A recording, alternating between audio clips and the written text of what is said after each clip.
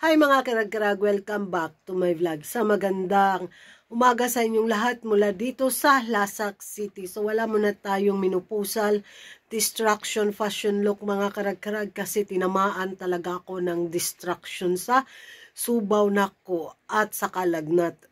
So grabe yung ulo ko, parang mabiyak sa sobrang sakit. Ito na yung resulta ko sa 2 araw kong pabalik-balik sa Pagadian City. Ayun, sa sobrang init, ayun, dead ball si Kuragan. Kaya habang nagpapahinga ako mga karag-karag, sinirado ko muna yung mega mall ko doon. Kasi di talaga kaya ng katawang lupa ko. So, hahabol ako sa mga chismisan galore sa mundo ng beauty pageant na kung saan nakita ko nga ang naging performance ni Diamante sa Hispano-Americana 2025. Nanalo tayo sa pa-best in national costume. Oh, grabe ha. Di pa sa mo ginawa sa ako, kadali lang. Na kung saan nakita ko yung kanyang pa-national costume, mga grabe ang bongga. Masasabi ko talaga na bukad mo na akong ilog sa muto kaya mo to Kuragan, ilaban mo dai para sa ekonomiya, sa kay kaunlad ng pangkabuhayan showcase mo. So nakita ko yung ano niya, pa-national costume, grabe yung pa-details, hindi tinipid sa mga pa-crystal galore. Talagang binusisi talaga ng mabuti ng designer ng kanyang pa-evening gown, talagang palaban. So nakita ko yung performance niya sa kanyang national costume mga karag-karag, medyo nahirapan siyang maglakad siguro sa doon sa baba part bitaw, doon ko medyo na halaka. Pero in fairness naman sa pa-detail, sa pa-design, bongga talaga. Siguro ang bigat nun, no? Gusto ko yung pasombrero galore ni Diamante sa kanyang pa-national costume. Grabe.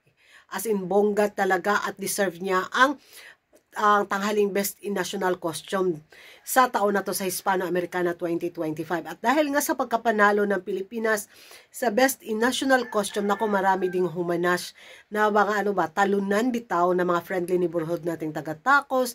Yung iba suportado nila si Diamante. Vamos Filipinas, Hermosa Filipinas. Yun yung mga naging komento nila sa naging pa-national costume ni Diamante. Yung iba naman question yung pagsali ni Diamante sa Hispano-Americana 2025. Siguro mga baguhang, mga sulpot na mga nilalang lang ito sa mundo ng beauty pageant, lalo na sa Hispano-Americana, kung bakit nasali ang Pilipinas. Kailangan nilang mag-research. Siguro mga karag-karag yung nag-comment na negatibo sa pagkapanalo ng Pilipinas sa Hispano-Americana sa Best in National Costume 2025, mga baguhang, mga army warrior lang yun sila. Hindi pa nila alam bitaw kung bakit at kung saan nagmula, kung bakit napasali ang Pilipinas sa Hispano-Americana beauty pageant. Siguro mga bagong sulpot lang yun ng mga alien. Masasabi ko talaga, kay kalamit yung pampiktusan sa ilang mga brain cell membrane. So, sabi nga nila, sa mga ganitong pa-contest daw, dapat yung premium na paganito daw sa Best in National Costume dapat ibigay daw sa mga Latin American. Sagpaon ako ni sila ko Google, no, kung ayaw nilang mag-research. So, bakit daw ibinigay sa Pilipinas na wala naman daw ambag ang bansang ito pagdating sa Hispanic? Bobo man ako sa mga pa-history, mga karag-karag, mas lalo ng bobo yung nag-comment ng pagganon. Sa totoo lang. Wala akong masabi kundi kabugo nimo, Yun yung magiging komento at reaction ko sa kanyang naging comment, mga karag-karag. So, dapat yung price daw na ganito, dapat sa mga Latin country daw, sinira daw nito ang history sa mga pa-national costume. Bakit binigay sa Pilipinas? May pang magdayok na lang siya or musuyop siya katol. Mahuwasan pa siya, mga karag-karag. Kaysa ipairali niya yung kabubuhan niya. Kung 50-50 below the ground man yung kabubuhan ko, mas lumala itong nag-comment ng pagganito sa pagkapanalo natin sa Best International Costume sa Pilipinas. Yung may din naligaw na mga bitaw sa bansang Empanada sa pagkapanalo din ng Pilipinas sa Best National Costume. Mekos-mekos daw. Gusto lang daw kunin ng Hispano-Americana Organization ang kilig ng mga Pinoys. Ay, may pang magbuhat na lang empanadang fake diha sa bansa ninyo.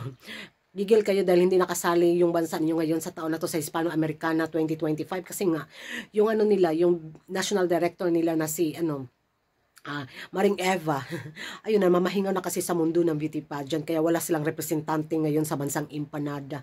Kaya yung ginawa na lang nila ngayon is manggulo.